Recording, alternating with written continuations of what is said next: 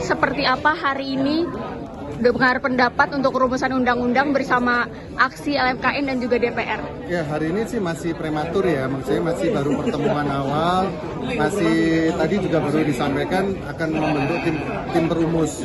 Jadi dari kami, dari komposer, selalu ada dari visi juga, dari aksi, dari visi, dari LMKN, selalu juga dari tim Komisi 10 sama Komisi 13 kalau nggak salah. Itu nanti akan menjadi rumus revisi Undang-Undang Cipta yang baru.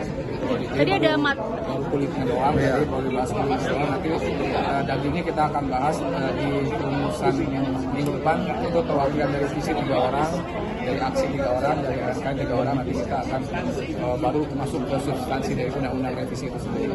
Tadi ada materi juga yang diberikan, itu apa? Materi kan belum sempat disampaikan. Iya, tadi kami sudah mengajukan materi, tapi cuman karena sifatnya baru perkenalan, baru permulaan, jadi hanya sekilas saja. Pada intinya dari aksi itu Asosiasi Komposer Seluruh Indonesia ingin tetap mengutamakan perizinan, tetap mengutamakan lisensi dalam sebuah pertunjukan, supaya pertunjukan konser itu bisa berjalan, ya harus ada lisensi, harus ada izin. Mas Ari, mungkin kemarin kan juga sempat ada dengan Agnes, mungkin harapannya apa sih ke depannya supaya ini tidak ambigu lagi, Mas?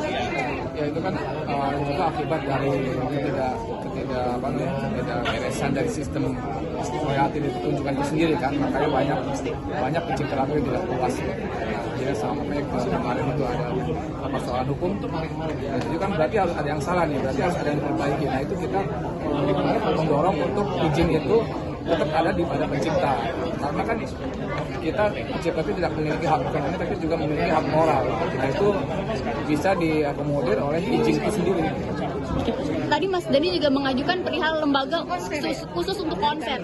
Iya. Mas Ari setuju atau seperti apa? Iya, tahu Ini ya. memang yang kita inginkan dari aksi kita inginkan itu ada yang khusus yang menangani persoalan royalti atau izin dari konser. Jadi tidak digabung dengan royalti lain yang dari layanan publik. Jadi kita khusus di konser itu sendiri. Tunjukkan konser.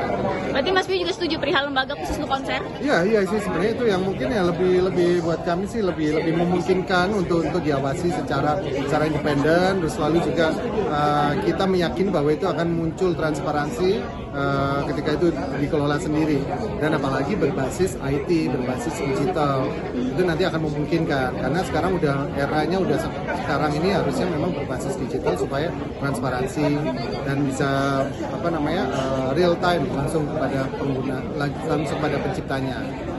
Untuk kepengurusan LMKN yang baru, mungkin ada aspirasi-aspirasi yang ingin disampaikan oleh visi aksi sendiri? Kalau kami sih melihat ya bahwa LMKN yang baru kan belum kelihatan bekerjanya. Jadi kita mau pengen bahwa LMKN ini nantinya bisa jadi tonggak yang baru lah, tonggak baru dalam perubahan tata kelola royalti ini.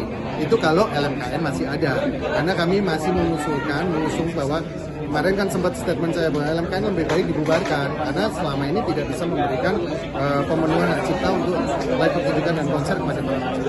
Mas, kan banyak musisi-musisi di luar visi ataupun aksi ini kan berharap banyak dari aksi dan visi. Mungkin yang bisa disampaikan ke musisi-musisi lain seperti apa sih? Ya, kalau saya sih mereka tetap berkarya saja sambil kita dari aksi ini berjuang untuk yang lebih baik, untuk sistem tata kelola royalti yang lebih baik, untuk kesejahteraan para pencipta lagu yang lebih baik. Dari Mas Ari seperti apa? Kita kan ingin ada keadilan jadi pencipta dan penyanyi itu harmonis dan ada keadilan di antara kedua entitas ini. Jadi selama ini ketidakadilan itu tidak berhasil diciptakan dari sistem yang selama ini berlangsung dari 2014 itu.